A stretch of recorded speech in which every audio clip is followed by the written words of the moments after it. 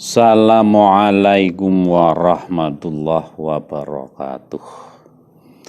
Bismillah, alhamdulillah, wa syukrulillah, wa la hawla wa la quwwata illa billah. Qala ta'ala fil Qur'anil Karim, a'udzu billahi minasyaitonir rajim, wal 'ashri innal insana lafi khusr illa alladzina amanu wa 'amilus solihati wa tawassaw bil haqq wa tawassaw bis sabr. Saudara-saudaraku sebangsa dan setanah air, berjumpa kembali dengan kami Hajuddin Alwi bersama tim For Good Secang Kabupaten Magelang, Indonesia, yang pada kesempatan ini akan menyajikan sebuah tema yang populer, yang tidak asing, yakni waktu. Waktu adalah karunia Tuhan Allah Subhanahu wa Ta'ala kepada manusia. Dengan waktu manusia bisa berbuat, manusia bisa berencana tentang waktu, tapi Allah yang menentukan. Waktu memang sebuah misteri, dan manusia hanya sekedar menjalani. Sukses dan gagal bisa karena waktu. Hidup manusia terbatas dengan kuota waktu. Sekuat apapun keinginan, tetapi ketika kuota sudah habis, maka berhentilah catatan riwayat hidup. Jika direnungi mengenai waktu ini memang mengerikan, sekaligus mengenaskan. Oleh karena jika hidup ingin lebih bermanfaat di dunia dan akhirat, kuncinya jangan sia-siakan waktu. Berpangku tangan, mengumbar angan-angan adalah sikap yang pantang dibiarkan. Hidup terus berlanjut, jarum jam terus berputar, langkah kaki tak pernah mundur. Untuk menyiapkan bekal adalah sebuah keharusan. Maka perlakukan waktu dengan sebaik-baiknya. Yang pertama, hargai. Ada dua alternatif berkait dengan waktu, yakni menghormati atau merendahkan, melecehkan. Sikap menghormati berarti menghargai waktu sebagai sesuatu yang bernilai. Ada yang memandang waktu dari sisi komersial. Time is money. Waktu adalah uang. Ada pula yang dari sisi spiritual. Al-waqtu kasyaifi. Waktu laksana pedang. Jika tidak digunakan, maka akan rugi sebab bisa menebas dirinya. Terlepas dari itu semua secara syar'i, dalam menghargai waktu kita dapat merujuk pada surat Al-Asr yang tadi sudah saya sampaikan, bahwa Allah dengan tegas menyatakan manusia dikaitkan dengan waktu itu sebenarnya rugi. Bayangkan, banyak orang yang menghabiskan waktu tanpa ada apa-apanya, tanpa ada hasilnya, tanpa catatan apa-apa. Maka dikecualikan oleh Allah, kecuali orang-orang yang beriman dan beramal soleh. Kalau kita kembali kepada pepatah Arab yang menyatakan al-waqtu kasyaifi, waktu laksana pedang. Jika tidak digunakan akan berkarat. Kalau digunakan dengan tanpa bijak, bisa melukai. Maka jamaah yang berbahagia, anjurannya di dalam menggunakan menghargai waktu ini. Badiru bil amali sholih.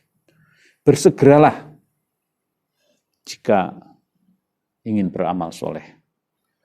Waktu harus ditata sedemikian rupa, jangan ditunda, jangan habis ditelan waktu. Karena waktu terus berlalu. Bisa jadi berjalan tanpa arti, tanpa guna. Padahal terus, dan terus. Karena waktu yang hilang tak akan pernah kembali.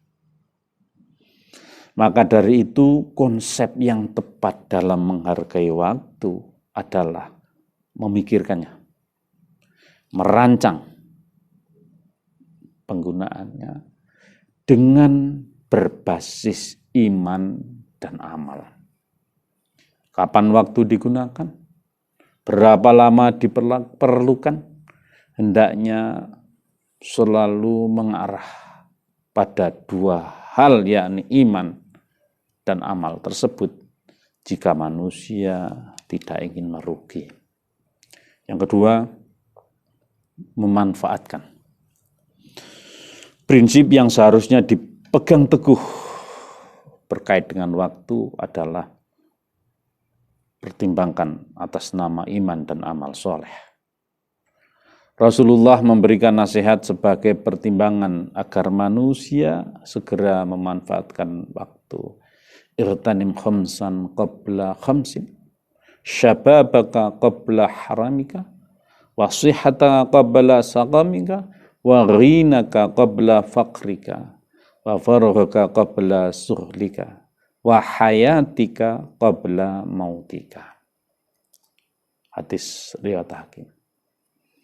Nabi mengajarkan untuk menjaga 5 perkara sebelum datang 5 perkara yang lain. Yakni manfaatkan masa muda sebelum tua. Manfaatkan waktu sehat sebelum datangnya sakit. Gunakan waktu ketika kaya sebelum jatuh miskin. Manfaatkan ketika sempat sebelum datangnya sempit. Dan yang lebih harus kita perhatikan, gunakan hidup ini sebelum datangnya kematian. Jadi resep yang paling jitu memanfaatkan waktu adalah aji mumpung. Mumpung dalam menjalankan kebaikan, mumpung dalam melaksanakan kesolehan, dan mumpung terbuka kesempatan untuk beramal. Contoh, ketika kita berniat bersedekah, ada pegang uang, jalankan sedekah. Jangan sampai menunggu perubahan pikiran. Nabi juga menasihati, jika kamu berada di sore hari, jangan tunggu pada pagi hari. Dan jika kamu berada pada pagi hari, jangan tunggu sore hari. Gunakanlah waktu sehatmu untuk persiapan saat sakitmu dan kehidupanmu untuk kematianmu. Imam Bukhari, hadis. Yang ketiga, nikmati, saudara. Pada kenyataannya banyak orang tersiksa karena waktu. Mereka bekerja siang malam tanpa henti, tanpa istirahat, memeras keringat, tak kenal waktu. Yang demikian apapun alasannya, hidup menjadi tersiksa. Allah dalam surat Al-Maidah ayat 3 berfirman, A'udzu billahi minasyaitonir rajim. Bismillahirrahmanirrahim. Al-yawma akmaltu lakum dinakum wa atmamtu alaikum ni'mati wa raditu lakumul Islam dina. Pada hari ini telah aku sempurnakan untuk kamu agamamu dan telah kucukupkan kepadamu nikmatku dan telah kuridhoi Islam menjadi agamamu. Berdasar dari firman Allah tersebut, maka mari waktu yang ada ini kita gunakan untuk mencari kenikmatan. Ketahuilah bahwa sholat itu nikmat, maka nikmatilah waktu ketika sedang sholat. Nikmati zikir, karena dengan zikir kita memperoleh kenikmatan. Sedekah itu nikmat, saudara.